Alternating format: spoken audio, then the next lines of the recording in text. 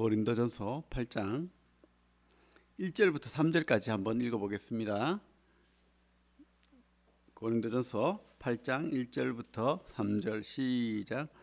우상의 제물에 대하여는 우리가 다 지식이 있는 줄 아나 지식은 교만하게 하며 사랑은 덕을 세우나니 만일 누구든지 무엇을 아는 줄로 생각하면 아직도 마땅히 알 것을 알지 못하는 것이요 또 누구든지 하나님을 사랑하면 그 사람은 하나님도 알아주시느니라. 아멘.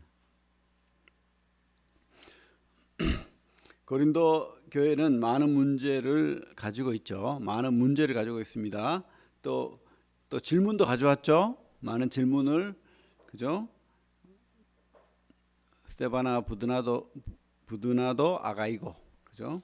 이렇게 세 사람이 질문지를 들고 온 거예요. 그래서 그것에 대한 답을 하고 있습니다. 파당 문제, 음행 문제, 또 성도 간의 소송, 이런 여러 문제가 있고 또 질문도 많죠. 뭐 부활의 질문, 또 교회 예배에 관한 질문, 그죠? 뭐 여러 가지 또 질문을 하고 있습니다. 이런 고린도 교회가 있어서 우리는 이런 신앙적인 문제의 답을 어느 정도 찾을 수 있는 것이 참 좋습니다. 보통은 그냥 자기 생각을 가지고 답을 막 내려고 하는 사람들이 참 많더라고요.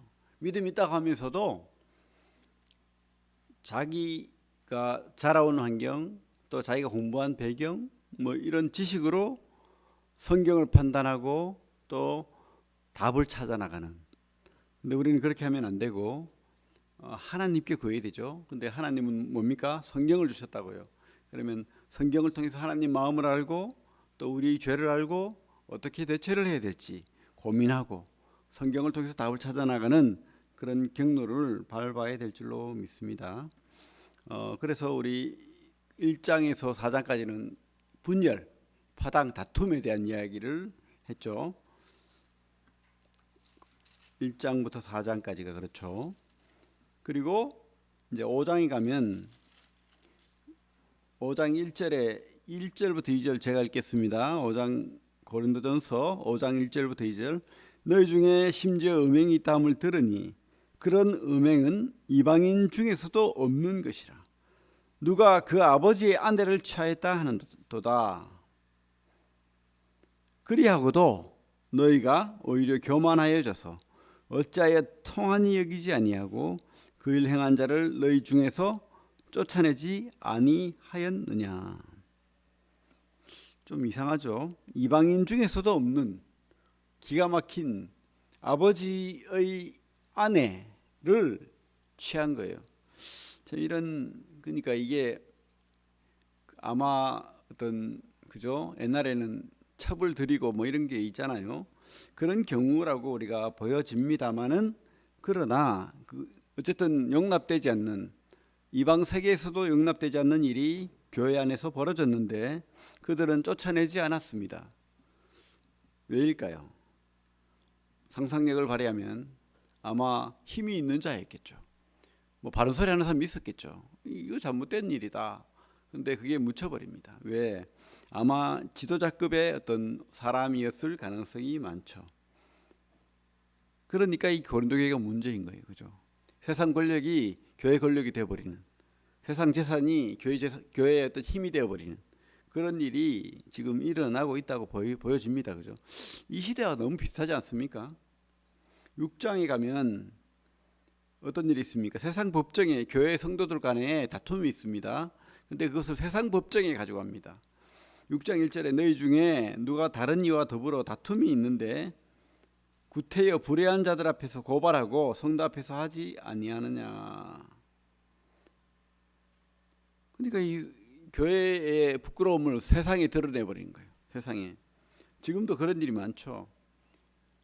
성도 간의 다툼이 교회의 판사가 판결을 해야 돼.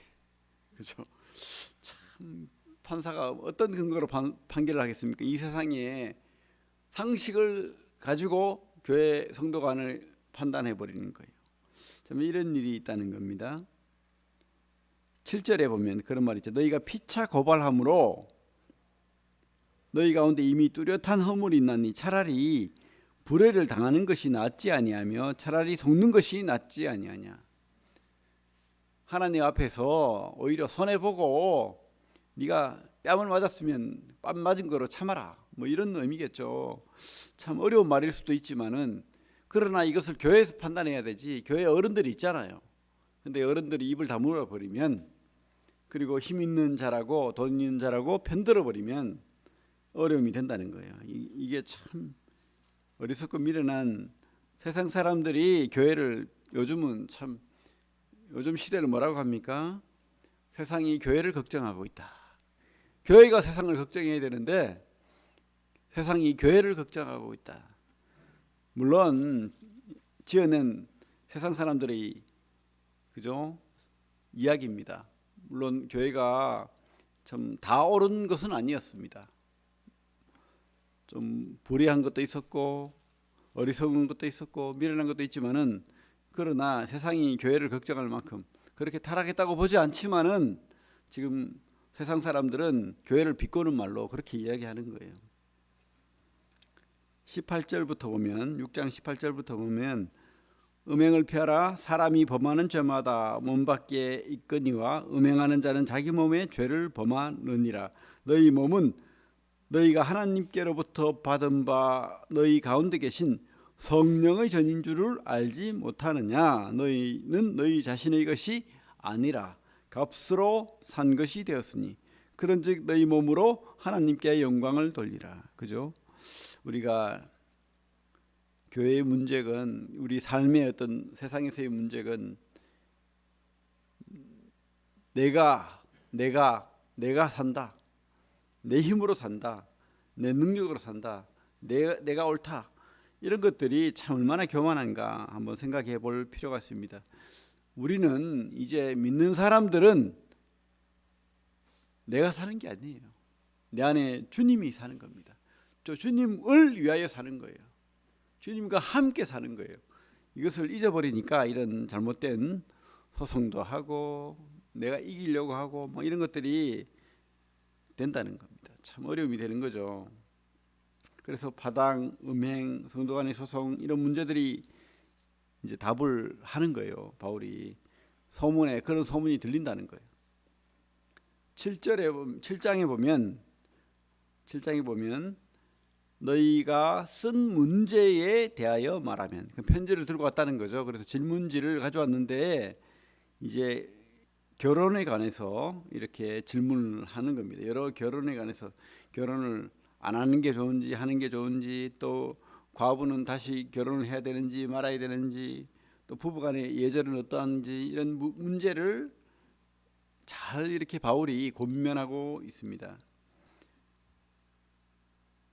근데 바울이 핵심이 결혼하지 말합니까? 결혼하랍니까? 예? 7장 2절 같이 한번 읽어볼까요? 7장 2절 시작. 음행을 피하기 위하여 남자마다 자기 아내를 두고 여자마다 자기 남편을 두라. 결혼하라는 거예요. 결혼하지 마라가 아닙니다. 그죠? 오해하면 안 됩니다. 결혼하라고 말하고 있습니다. 그러면서 3절에는 남편과 아내가 의무를 다하라. 결혼에 관한 의무를 다하고, 이렇게 돼 있죠. 그리고 4절에는 뭐라고 돼 있습니까? 4절, 자기 몸을 주장하지 못하고. 그러니까 내 몸이 내게 아니란 거예요. 내 몸은 남편과 함께 하는 거예요. 내 몸은 아내와 함께 하는 거예요. 그러니까 내가 주인 되어 가지고 내 마음대로 주장하고 하면 안 된다는 겁니다. 의무를 다하라.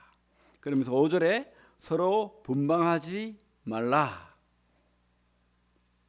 그러면서 뭐라고요? 사탄이 너희를 시험하지 못하게 하라 라고 하면서 6절, 그러나 내가 이 말을 함은 허락이요 명령은 아니니라. 이렇게 말하는데 뒤에 가면은 너희들만 성령이 있어서 판단하냐?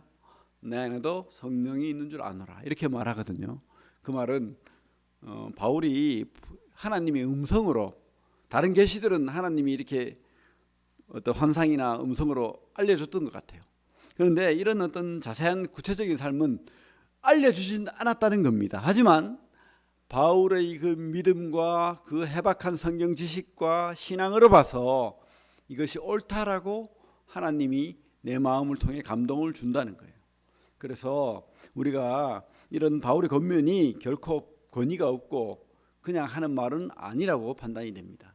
이 성경에 기록됐을 때는 우리가 엄중하게 하나님 말씀으로 받는 것이 옳다라는 생각이 들어요.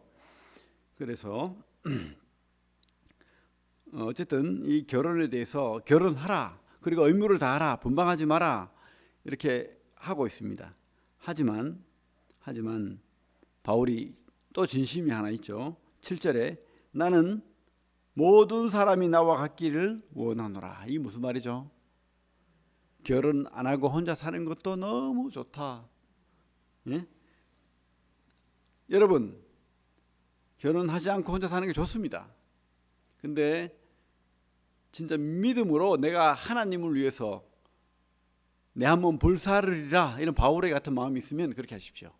근데 그게 아니고 온갖 죄는 다 지으면서 자기 몸을 위해서 살면서 혼자 사는 게 옳다, 바울도 그랬다, 이건 말이 안 되는 거예요. 절대 그것은 이기심이고 방종입니다. 그거는 잘못된 거죠. 7절에 그렇게 돼 있잖아요. 뒤에 그러나 각각 하나님께 받은 자기의 은사가 있으니 이 사람은 이러하고 저 사람은 저러하니라. 은사대로 하나님이 독신의 은사를 줬다는 거예요. 그런 은사가 있는 사람은 결혼하지 않아도 된다라고 말하고 있습니다. 그죠? 그리고 그 26절에는 왜 그런 혼자 사는 게 좋다라고 말했냐 하면은 26절에 봐요. 내 생각에는 이것이 좋으니 곧 임박한 환난으로 말미암아 사람이 그냥 지내는 것이 좋으니라. 임박한 환난. 29절에 보면 형제들아 내가 이 말을 하노니 그때가 단축하여 진거로 이후부터 안에 있는 자들은 음자같이 하며. 이게 무슨 말이냐 하면은 이 당시에 환란이 많이 있었죠. 네로 황제의 환란, 그리고 계속해서 핍박이 몇 번씩 반복되고 있었습니다. 믿는다는 것은 죽음을 염두에 두고 살아야 되는 거예요. 죽음을 염두에 두고 사는 거라고요. 그런데 결혼을 해서 자식을 두면은 그죠? 눈에 밟혀가지고 믿음을 배반하기 쉬운 거예요. 왜? 믿음을 지키려면 목숨을 바쳐야 되는데 그게 안 되는 거예요. 그래서 바울이 어떤 임박한 환란으로 인해서 너희들의 삶을 걱정하는 거지, 그래서 혼자 사는 게 좋다는 거지, 결코 그것이 꼭 옳아서가 아닌 겁니다. 하나님은 결혼하길 바라시는 거예요. 그리고 세상에 그죠? 충만하길 바라는 겁니다. 그래서 결혼은 옳은 것입니다. 옳은 것입니다. 그리고 이제 우리 그렇잖아요. 믿는 사람이 안 믿는 사람, 이제 부부가 있었는데 예를 들어서 한 사람이 복음을 듣고 구원을 받았어요. 그러면 믿는 사람과 안 믿는 사람이 부부가 사는데 어떻게 해야 됩니까? 그런 부분도 이렇게 질문이 많았던 것 같아요. 그때 바울은 그렇게 말하는 겁니다. 그냥 살아라. 혹시 남편이 믿었으면 안 믿는 아내와 그냥 살기를 바란다. 그것이 옳다라고 말하고 있죠. 우리 13절에 그런 말 있잖아요. 13절에 어떤 여자에게 믿지 아니하는 남편이 있어 아내와 함께 살기를 좋아하거든 그 남편을 버리지 말라. 믿지 아니하는 남편이 아내로 말미암아 거룩하게 되고 믿지 아니하는 아내가 남편으로 말미암아 거룩하게 되나니 그렇지 아니하면 너희 자녀도 깨끗하지 못하니라. 그러나 이제 거룩하니라. 16절 같이 읽어보겠습니다. 16절 시작. 아내 된 자여 내가 남편을 구원할는지 어찌 알 수 있으면 남편 된 자여 내가 내 아내를 구원할는지 어찌 알 수 있으리요. 너무 좋은 말 아닙니까? 우리가 어떻게 해야 됩니까? 다른 성경에는 보면 이렇게 돼 있죠. 착한 행실로. 그죠? 얼마나 착해야 되겠습니까? 극진하게, 물론 그렇다고 뭐 그들이 요구하는 대로 다 하라는 뜻이 아닙니다. 믿음의 요구도 있죠. 믿음의 요구는 내가 고집을 할 수 있지만은 최대한대로 착한 행실로 그들을 선대하면, 기도하면 하나님이 반드시 가족을 버리지 않고 구원하여 준다는 그런 약속이라고 확신합니다. 그래서 하나님 앞에 참 우리가 구해야 됩니다. 가족 구원은 참 엄중한 문제죠. 그래서 참 우리 안 믿는 가족들을 위해서 반드시 기도하는 성도가 되기를 바랍니다. 어쨌든 자 이제 8장으로 넘어오면 이제 우상에 관한 질문으로 넘어옵니다. 그죠? 우상. 아까도 말했지만 그러나 우상 제물 때문에 다툼이 있다고 보여집니다. 지금 다툼이. 어떤 사람은 우상의 제물을 먹지 마라. 어떤 사람은 먹어라. 괜찮다. 그죠? 근데 이 우상의 제물을 먹어야 된다는 사람들은 똑똑한 사람들이에요. 어떤 사람들입니까? 아마 성경을 많이 하는 박식한 그런 사람들이었다고 보입니다. 하지만 바울은 그렇게 말하는 겁니다. 지식은 교만하게 하며 사랑은 덕을 세우나니. 그죠? 이 말을 들으면 바울이 아니 그러면 뭐 적당히 알고 그냥 믿기만 믿으면 되는가?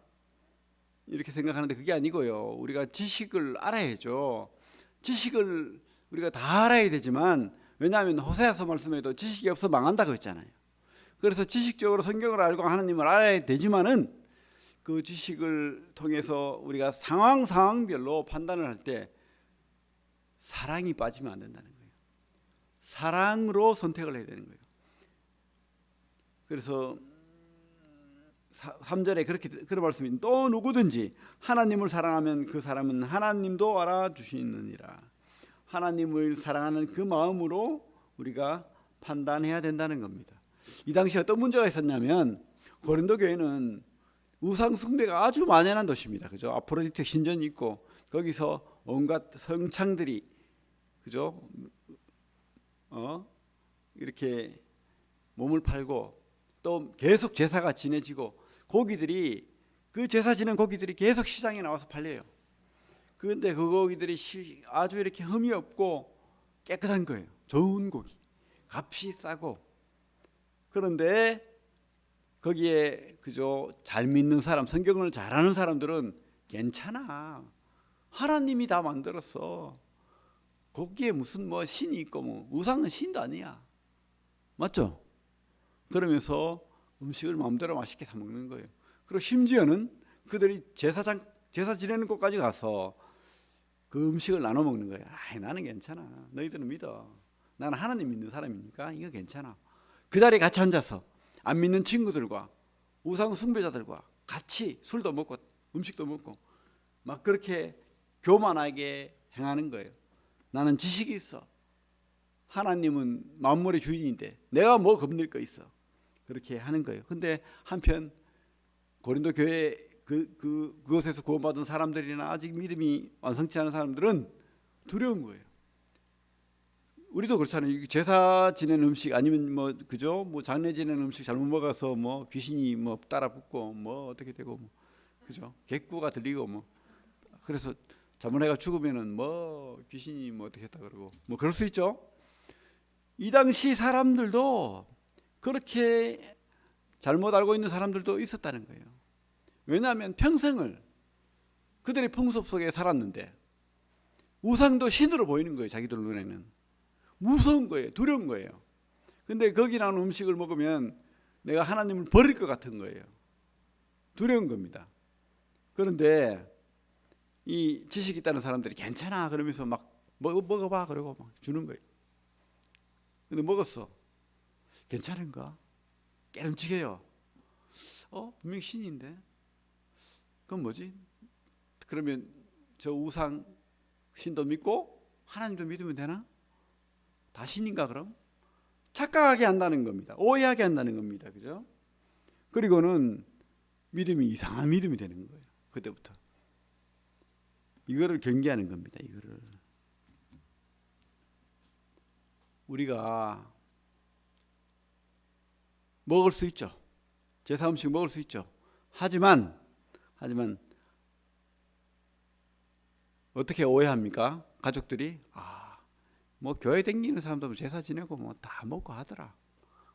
그렇게 오해하게 한다면 근데 니는 왜 그러노? 그러고 뭐 그죠? 우리가 그 잘못된 지식으로 잘못된 행동으로 오해하게 한다면 큰일 나는 거예요. 큰일 나는 거. 그것을 말하고 있습니다. 실족하게 하는 거. 쉽게 말하면. 그래서 우리가 하나님을 잘 알고 만물이 다 하나님이 지으신 것이고 음식도 버릴 것이 없다. 다 하나님 거다. 그리고 우상은 신이 아니야. 우상은 그냥 돌덩어리고 나무덩어리고 아무것도 아니야. 그걸 알지라도 그런 믿음이 있기까지는 그런 아직까지 그 교회 모든 사람들이 그 믿음이 없는데 내가 마음대로 행하면 안 된다는 겁니다. 어떻게 해요? 사랑으로. 우리 8장 1절을 같이 다시 한번 읽어보겠습니다. 시작. 우상의 제물에 대하여는 우리가 다 지식이 있는 줄 아나 지식은 교만하게 하며 사랑은 덕을 세우나니. 이 덕이란 말은 나의 덕을 이야기하는 게 아니고 교회와 상대방을 위한 덕인 거예요.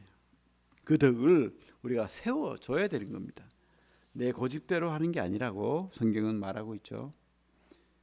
우리 여기 손을 놓고 로마서 14장 그 앞에 로마서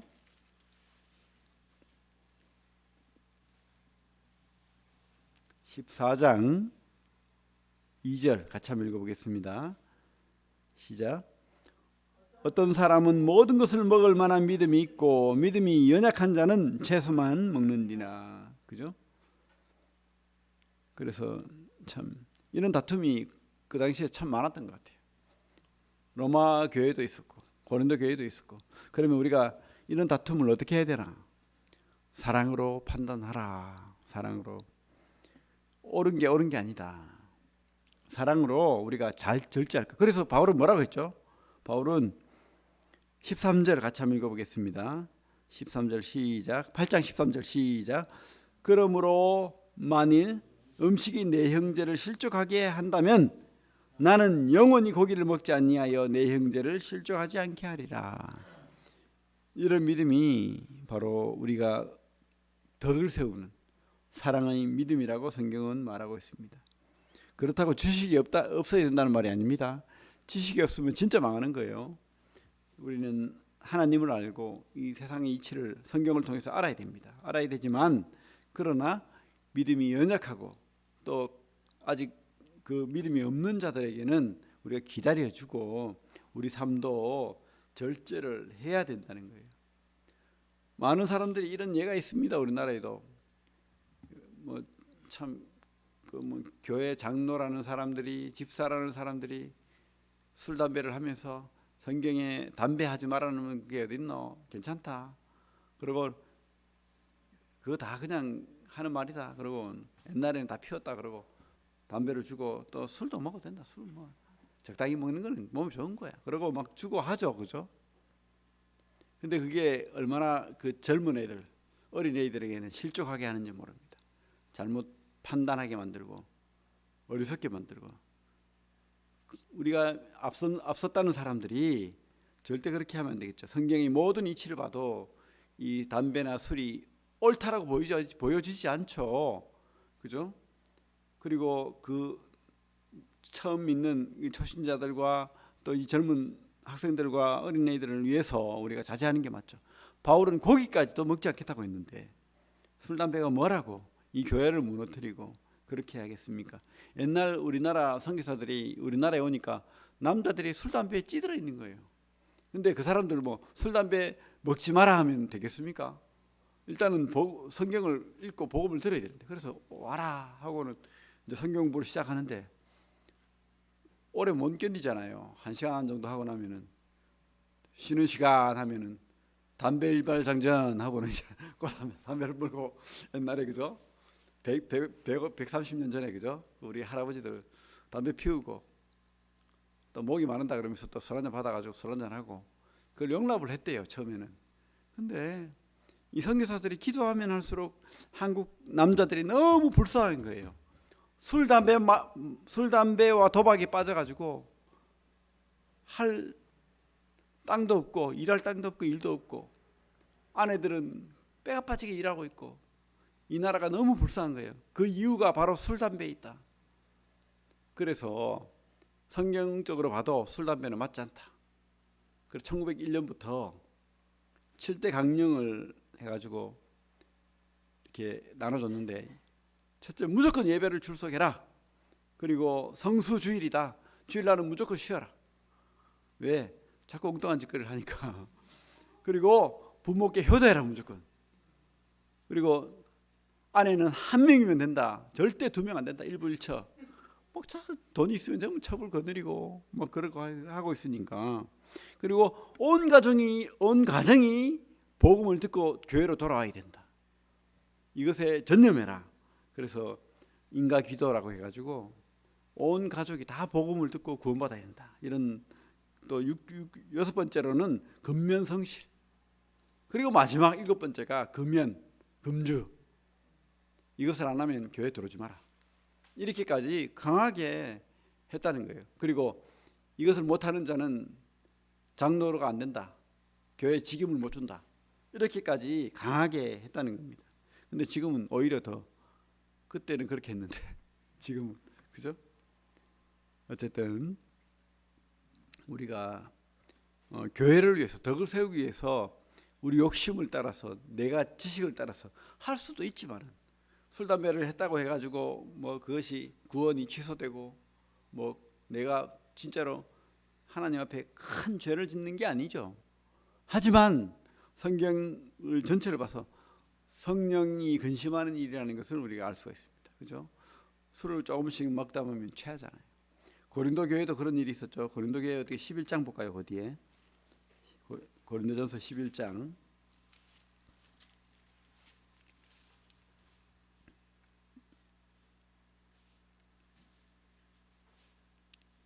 20절 21절 같이 한번 읽어요. 11장 고린도전서 11장 20절 21절 시작.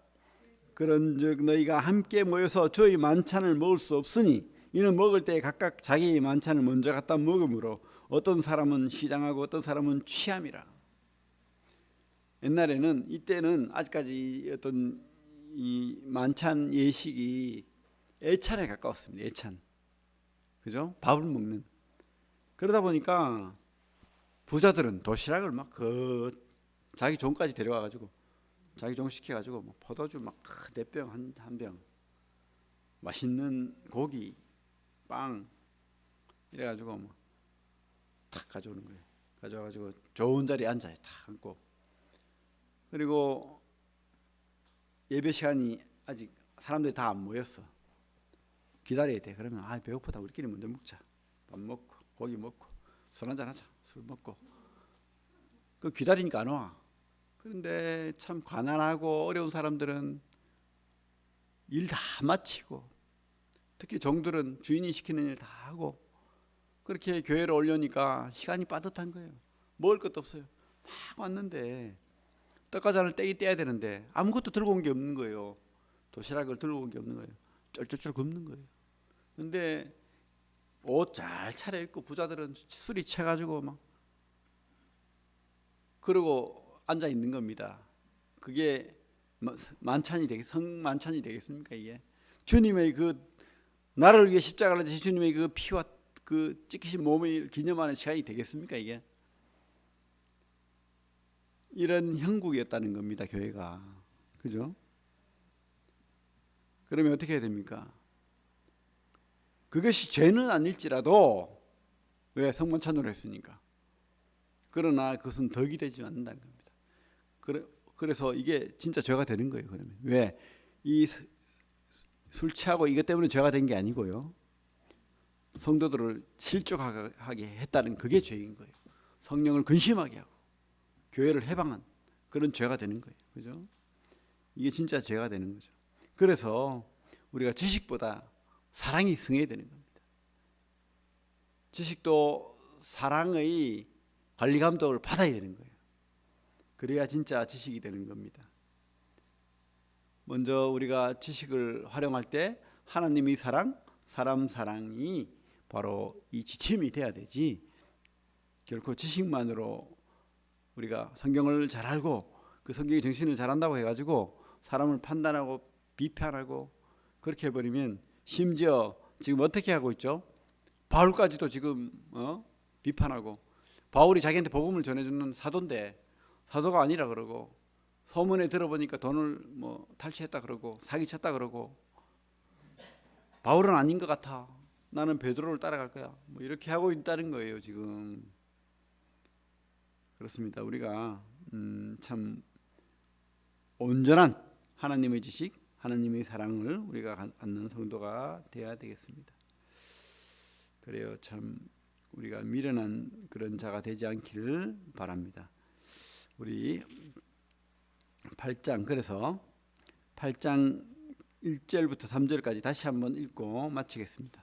8장 1절부터 3절 시작.